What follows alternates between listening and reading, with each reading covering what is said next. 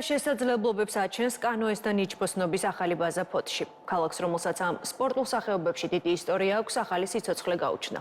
ახლად აშენებული ბაზა სპორტულ ინფრასტრუქტურას საცხოვრებელ და ადმინისტრაციულ სივრცეებს აერთიანებს და ის ქართველთან ერთად უცხოელ სპორტსმენებსაც უმასპინძლებს.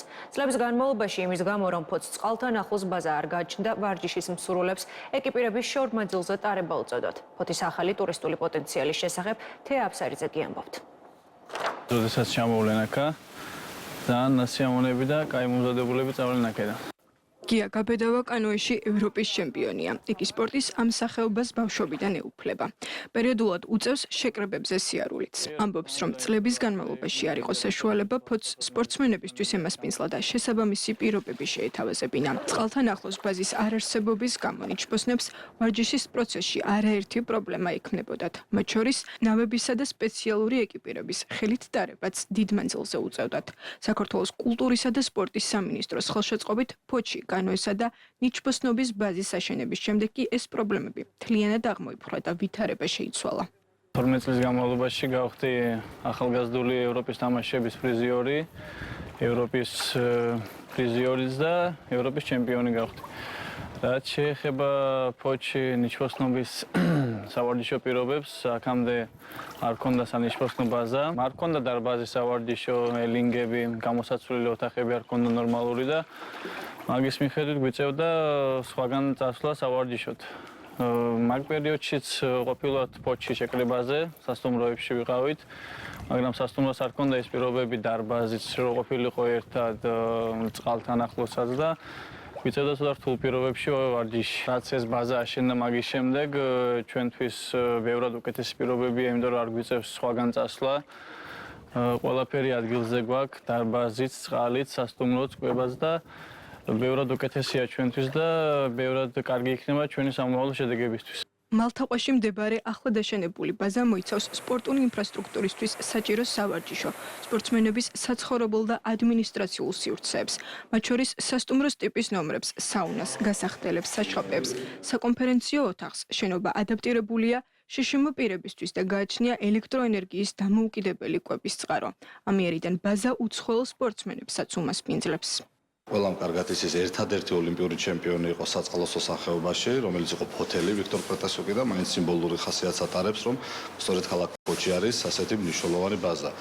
სპორტული ბაზა აღჭურვილია ყველა თანამედროვე ინვენტარით, რაც არის საჭირო ჩვენი სპორტსმენების უკეთ მომზადებისთვის, არის სატრენაჟერო დარბაზი, არის გასახდელების, ველიწერტილები, საუნა, არის შშმ პირებისთვის და პარასპორტსმენებისთვის საჭირო ყველანაირი პირობა. არის საკონფერენციო დარბაზი. ჩვენს ქალაქში ეს სპორტის სახეობა, კანოე, კაიაკი და ნიჩბოსნობა განვითარებულია ძალიან და ტრადიციული სპორტის სახეობა. წლების წინ ჩვენ გვიწევდა რთულ პირობებში მომზადება კონკრეტული ღონისძიებებისთვის და იმ დიდი შეჯიბრებებისთვის, რომლებშიც არაერთი წარმატება აქვს ჩვენს ქვეყანას და ჩვენს სპორტსმენებს. წლების შემდეგ ასეთი ძალიან დიდი და ულამაზესი შენობა გადმოეცა ჩვენი სპორტის სახეობას, ნიჩბოსნობას, რაც ძალიან დიდ განვითარებას და დიდ როლს შეიტანს როგორც სპორტის განვითარებისთვის, ასევე ტურისტული მხრივ, როგორც ქალაქისთვის, ასევე ქვეყნისთვის. ფოთს კანოესა და ნიჩბოსნობის დიდი ტრადიცია აქვს და ისტორიაში განსაკუთრებული ადგილი უჭირავს. ფოთიდან იყო ლეგენდარული ნიჩბოსანი ვიქტორ კრატასიუკი, რომელმაც 1972 წლის მიუნხენის ოლიმპიადაზე ოლიმპიური ჩემპიონობა იზეიმა. მალთაყვას აკვატორია მდიდარია წყლით, რაც საწყლოსნო სახეობების განვითარებისთვის სასიცოცხლოდ მნიშვნელოვანია.